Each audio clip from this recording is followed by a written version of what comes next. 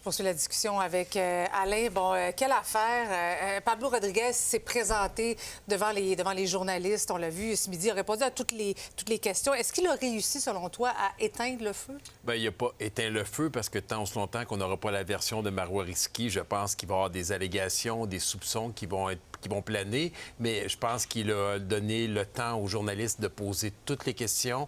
On a senti, en tout cas, moi, j'ai senti qu'il était sincère, en tout cas, qu'il ne voulait pas cacher nécessairement d'informations. Il avait de l'air en confiance dans le message qu'il partageait aux gens. Cela étant dit, ça reste qu'il y a des textos qui ont été partagés dans un média, donc ça laisse encore... C'est mystérieux, c'est flou, on ne sait pas d'où ça vient. On dit que les textos pourraient avoir été falsifiés, que le parti les avait pas vus avant hier soir, mais que l'information avait circulé depuis avril. Puis plus loin que ça, le président a même dit qu'il en avait même discuté de ces rumeurs-là. Il n'a pas vu. Donc, si on se fie à ce qu'ils disent, parce que moi, je pars du principe que les gens qui nous parlent disent la vérité jusqu'à preuve du contraire. Il faut quand même parler au conditionnel, je pense, dans ce dossier. Tout à fait. Parce que tous les jours, ça saute de partout. Mais il a même dit qu'il en avait même parlé avec Marois Risky. Donc, on sait que toute cette histoire-là a commencé par la décision de Marois Risky de congédier Geneviève Hintz, de ne pas en parler avec Pablo Rodriguez directement, de ne pas lui donner les informations qui avaient justifié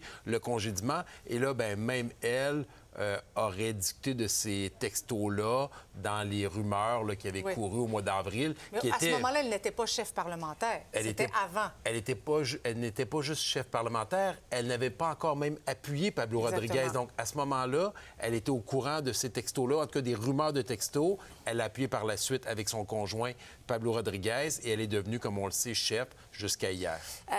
Dis-moi, le fait que Marois Risky ne parle pas publiquement, en tout cas pour l'instant, est-ce que c'est une stratégie politique ou bien donc il y a des aspects légaux dans tout ça?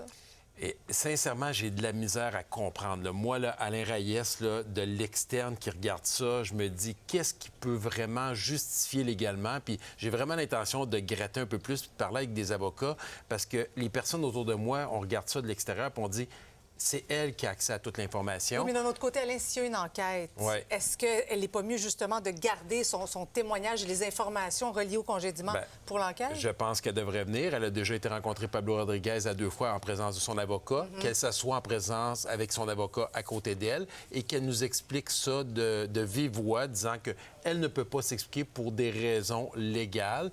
Mais là, elle ne pourra pas se cacher indéfiniment. L'Assemblée nationale va recommencer à siéger la semaine prochaine. Elle va devoir retourner travailler parce que jusqu'à preuve du contraire, elle va être députée jusqu'à la fin du mandat. En terminant rapidement, c'est quoi le plus grand défi de Pablo Rodriguez à cette heure-ci? Le plus grand défi, c'est de garder la cohésion de son caucus. Tant aussi longtemps que toute la lumière ne sera pas faite dans ce dossier-là, ça ne sera pas simple. Le défi est énorme et c'est la réputation du Parti libéral du Québec qui est en jeu. Encore une fois, merci beaucoup, Alain. Ça fait plaisir.